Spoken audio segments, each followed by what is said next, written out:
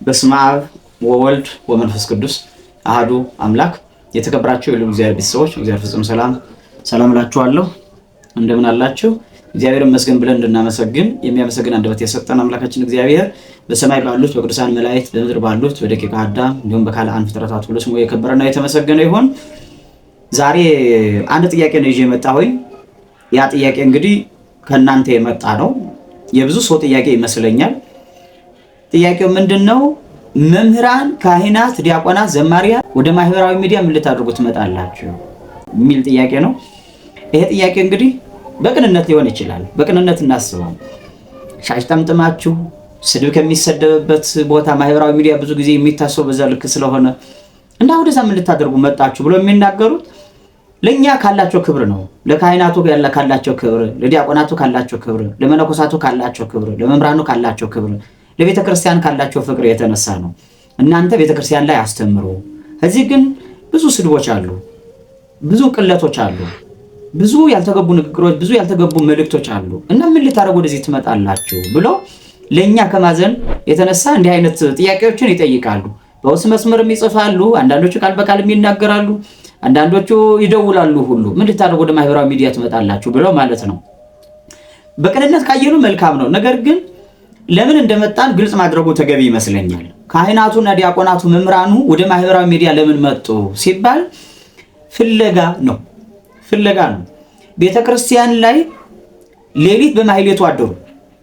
መምህራኑ፣ ካህናቱ፣ ዲያቆናቱ በሰዓታቱ አደሩ። መቅድሙ ተነበበ፣ ኪዳኑ ደረሰ፣ ቅዳሴው ተቀደሰ፣ የአውደ ምሕረት ትምህርት ተሰጠ፣ ሰርኩ ጉባኤም ተዘጋጀ። ከዚህ ሁሉ ምእመን ይፈልጋል። ካህናቱ ብቻ፣ መምህራኑ ብቻ፣ ዲያቆናቱ ብቻ ሳይሆኑ ምእመናንም ይፈልጋሉ። ጣዕመ ማህሌቱን፣ ጣዕመ ሰዓታቱን ምእመናኑ መረዳት መቻል አለባቸው። መቅድሙን መስማት መቻል አለባቸው። መቅድሙን መስማት አለባቸው። ኪዳኑን መስማት አለባቸው፣ ማስደረስ አለባቸው። ካህኑ ለከግዚኦ ለገባሬ ኩሉ ለዘይት አስተሪ አምላክ ብሎ ኪዳኑን ሲያደርስ ኪያከ ማለት አለባቸው። ከቻላችሁ በግዙ በዜማው ትላላችሁ፣ ካልቻላችሁ ደግሞ አቤቱ አንተን እናመሰግንሃለን በሉ። ይሄ ግዴታ ነው። ቅዳሴው ላይ አንገብጋቢ ጉዳይ ከሌላችሁ፣ የማይመቻችሁ ካልሆነ በቀር ማስቀደስ አለባችሁ። የምትችሉ ስጋውን ደግሞ መቀበል አለባችሁ።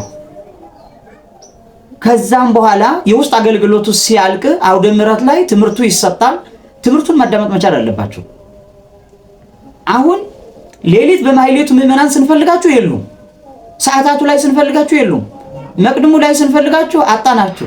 ኪዳኑ ላይ ስንፈልጋችሁ አጣናችሁ። ቅዳሴው ላይ ስንፈልጋችሁ አላስቀደሳችሁም። ምናልባት ቆየት ብለው ስጋውን ደግሞ ሊቀበሉ ሊመጡ ይሆን ብለን ጠበቅናችሁ። ስጋውን ደግሞ አልተቀበላችሁም፣ አልመጣችሁም። እንዲያ ከውስጥ ያልገቡ ሳይመቻቸው ቀርተው ነው። እስቲ ሲነጋ መተው እንደሆነ ብለን ደግሞ አውደ ምሕረት ላይ ወጥተን ትምህርት መስጠት ጀመርን። አልመጣችሁም። አውደ ምሕረቱ ላይ ሁሉ የላችሁም፣ ጠፋችሁ። አይ ጠዋት ሳይመቻቸው ቀርተው ነው። ምናልባት ማታ ስራ ላይ አምሽተው ተኝተው ደክሟቸው ሳይሳካላቸው ቀርተው ሌሊት መምጣቱ ጊዜው አስቸጋሪ ነውና አልመቻቸው ብሎ ነው፣ ሰግተው ነው። ስለዚህ ጠዋት ሳይደርሱ ቢቀሩ ማታ እስቲ ደግሞ እንጥራቸው፣ ከሰዓት እንጥራቸው አለና ሰርኩ ጉባኤ ተዘጋጀ። ሰርኩ ጉባኤ ላይ ኑ አልናቸው። ሰርኩ ጉባኤ ላይ የሚመጡት ጥቂት ሰዎች ናቸው። 20 ሰዎች፣ 10 ሰዎች፣ 5 ሰዎች፣ 30 ሰዎች፣ 40 ሰዎች፣ በጣም በዛ ከተባለ ትልልቅ የሚባሉት ከእስከ 100 ድረስ ናቸው። ሰርክ ጉባኤ በየጊዜው የሚደረገው ጥሪ እየተደረገው ሳይሆን በየጊዜው የሚደረገው ማለት ነው። አጣነ እንዴ! ማህሌቱ ላይ ከሌሉ፣ መቅድሙ ላይም ካልደረሱ፣ ኪዳኑንም ካላስደረሱ፣ ቅዳሴውንም ካላስቀደሱ፣ ስጋውን ደሙን ካልተቀበሉ፣ ጠዋት አውደ ምሕረት ላይ ትምህርት ላይ ካልተሳተፉ፣ ሰርክ ጉባኤ ላይ ስንጠራችሁን ደግሞ ማታ መጣችሁ ተማሩ ስንላችሁ ካልመጡ፣ እነዚህ ሰዎች ወዴት ሄዱ? የት ገቡብን? ከሃዲያን ወሰዷቸው? መናፍቃን ወሰዷቸው? የት ነው የሄዱ ብለን ስንፈልግ ኮቴያችሁን ተከትለን ስንመጣ በሄዳችሁበት መንገድ ማህበራዊ ሚዲያ ላይ ቁጭ ብላችሁ አገኘናችሁ። ማህበራዊ ሚዲያ ላይ ቁጭ ብላችሁ ማለት ነው። አንዳንዶቻችሁ ስትሰዳደቡ፣ አንዳንዶቻችሁ ያልተገባ ንግግር ስታደርጉ፣ አንዳንዶቻችሁ ባልቧሌ ጊዜያችሁን ስታሳልፉ፣ አንዳንዶቻችሁ ደግሞ ስትነታረኩ አገኘናችሁ። ይሄው እዚህ መጣን። ልጆቻችሁ የቤተ ክርስቲያኒቷን ልጆች እዚህ ከተቀመጡማ ከቤተ ክርስቲያን አገልግሎት መልስ ወደ ማህበራዊ ሚዲያው ላይ ገብተው መምህራኑም ካህናቱም ዲያቆናቱም ዘማሪያኑም አገልግሎት ሊሰጡ ይገባል።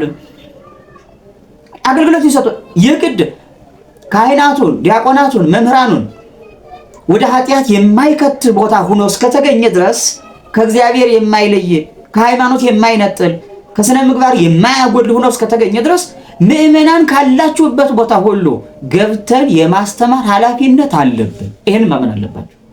ወደ ማህበራዊ ሚዲያ የምንመጣው ለዚህ ነው። እናንተን ፍለጋ ነው። ስካር ቤቶች ላይ እኮ ከሚሰክሩት ላይ አልሄድን፣ ከሚቅሙት ሰዎች ላይ አልሄድን፣ ለነሱ አልደረስንላቸው። የሚቃም ነገር ስንቱን ሰው ነው ያጠፋው? የሚጨስ ነገር ስንቱን ሰው ነው ያጠፋው? የሚጠጣ ነገር የሚያሰክር ነገር ስንቱን ሰው ነው ያጠፋው? ከዛ እንደኔ ራሳችን ይዞ እንዳይጠፋ ፈራን። ግን ዋና አገልግሎታችን መሆን የነበረበት እሱ ነበር። ትልቁ አገልግሎታችን መሆን የነበረበት ማህበራዊ ሚዲያ ላይ መጥተን ስናስተምር እንዲህ ካላችሁ ለምን መጣችሁ ብላችሁ ከወቀሳችሁና እውነት ለመናገር ከሚያጨሱበት ቦታ ሄደን ምዕመናን ለማውጣት ጥረት ብናደርግ ምን ልትሉ እንደምትችሉ መገመት አያቅትም። እዛ የገቡት ኦርቶዶክሳውያን አይደሉ?